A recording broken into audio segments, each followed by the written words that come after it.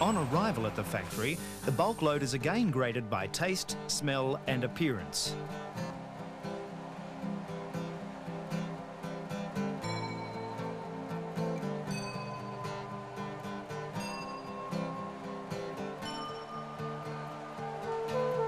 More samples are taken for laboratory testing. If there's any problem, its source can be determined from the individual samples collected from each farm. It takes up to half an hour to empty the tanker's load into holding vats. Drivers spend this time cleaning down their rigs and preparing for the next collection run.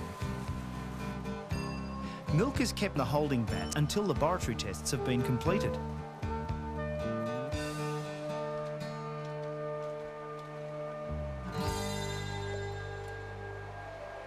Milk quality is determined by electronic instruments which measure fat and protein and check the freezing point to make sure that no water has been added.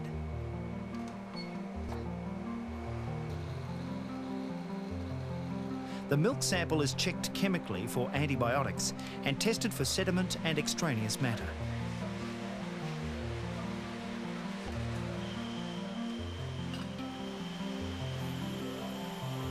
When the tests have been completed and the milk cleared for use, it's ready to be homogenised to alter one of milk's natural characteristics.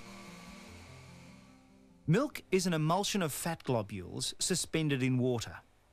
If raw milk is left to stand, the fat will rise, forming a layer of cream on the surface.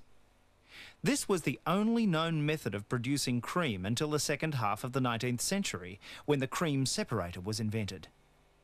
The homogenizer breaks up the clusters of milk fat globules and reduces the size of the globules. This is done by physically forcing the liquid through small openings under very high pressure.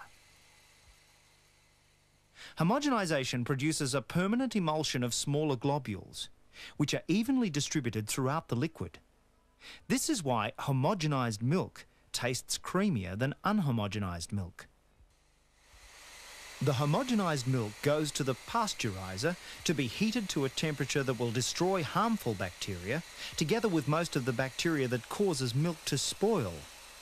This is achieved by heating the raw milk to a minimum of 72 degrees Celsius, holding it at that temperature for 15 seconds and cooling it back down to 2 degrees Celsius. This process is known as HTST, which stands for High Temperature Short Time Pasteurization. It's a continuous flow system designed to kill bacteria quickly and minimize the damage to the flavor and food value of the milk. The pasteurizer consists entirely of plate heat exchangers. The milk never comes into contact with steam or cooling water. Before pasteurization, milk needed for cream and skim milk goes to the separator, a modified high-speed centrifuge. It can be regulated to produce cream of varying fat concentrations.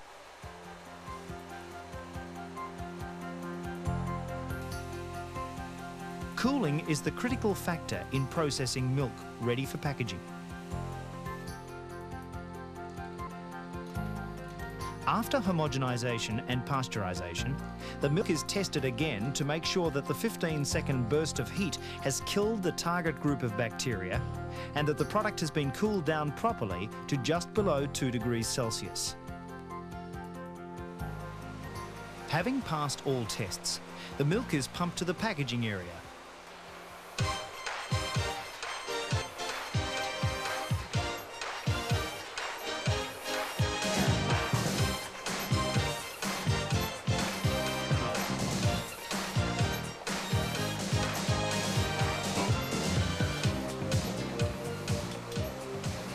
After the cartons are filled, they move to the sealing section, where they're ink jetted with a use-by date.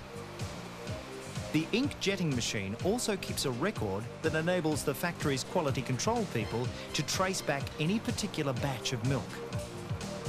Milk of various kinds